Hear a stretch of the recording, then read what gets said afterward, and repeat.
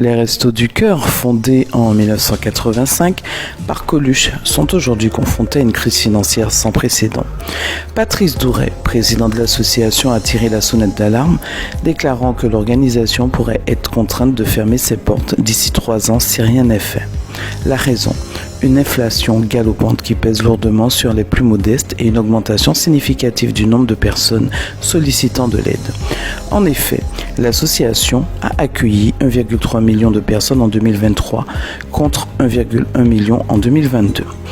Une réponse à l'appel à l'aide, la famille de Bernard Arnault, propriétaire du numéro 1 mondial du luxe LVMH, a annoncé ce lundi 4 septembre verser une aide de 10 millions d'euros au Restos du Cœur, alors que l'association fait face à de grandes difficultés financières, l'obligeant à réduire le nombre de repas gratuits distribués aux plus précaires. La ministre des Solidarités, Aurore Bergé, a promis dimanche une aide supplémentaire à l'association de 15 millions d'euros de la part de l'État.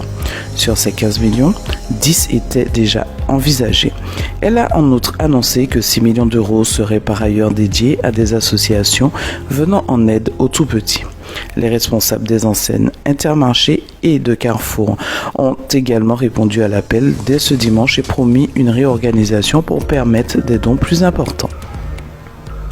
Face à une inflation persistante, le ministre de l'économie, Bruno Le Maire, a dévoilé des mesures visant à stabiliser, voire réduire les prix de 5000 produits.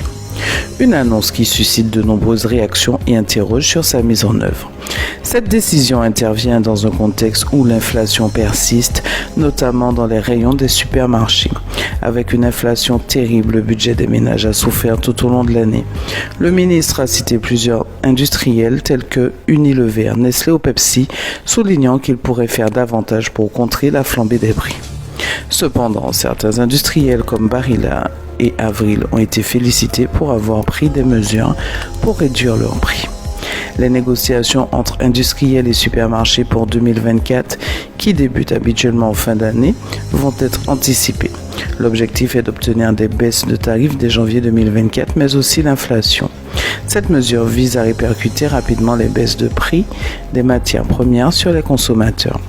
Une répercussion obligatoire et immédiate de la baisse des prix de gros sur les prix en rayon est assurée. La Direction générale de la concurrence, de la consommation et de la répression des fraudes, DGCCRF, sera chargée de contrôler cette mesure. De plus, une liste précise des 5000 produits concernés est en cours d'élaboration et devrait être dévoilée prochainement. 30 450 euros, c'est le montant global mobilisé pour l'église Saint-Dominique par la Fondation Patrimoine à l'occasion de la 6e édition de la Mission Patrimoine. Les fonds permettront de participer aux travaux de restauration de l'édifice. Le montant total de cette restauration a été estimé à 1 200 000 euros. 40% des travaux seront pris en charge par l'État.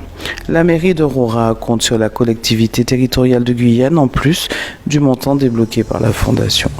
Selon l'organisation, les problèmes repérés sur le bâtiment nécessitent une intervention rapide. Le début des travaux est estimé à la période de mars à juin 2024. Il devrait durer sur une année. Le dernier édifice sélectionné en Guyane par la Fondation était l'église de Saint-Antoine de Padoue à Saül.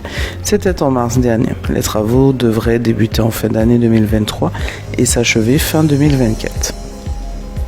Au collège Lise Ophion à Matoury, la rentrée a un goût amer. Les professeurs de l'établissement font valoir leur droit de retrait ce lundi 4 septembre. Selon eux, les travaux électriques qui devaient être réalisés dans le bâtiment durant les grandes vacances n'ont pas été effectués. Ils dénoncent une situation dangereuse et notamment un risque important d'incendie.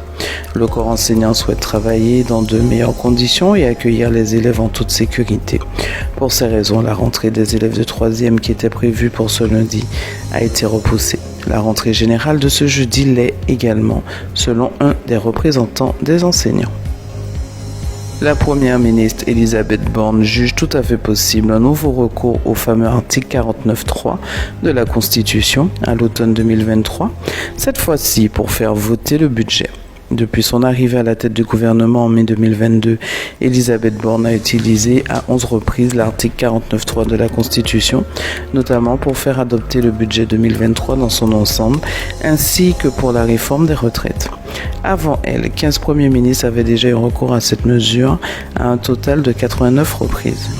Depuis la révision constitutionnelle de 2008, l'utilisation de l'article 49.3 est restreinte à un unique projet de loi par session parlementaire, sauf pour les projets de loi de finances PLF et les projets de loi de financement de la sécurité sociale PLFSS, pour lesquels le gouvernement peut faire appel à cette procédure de manière illimitée.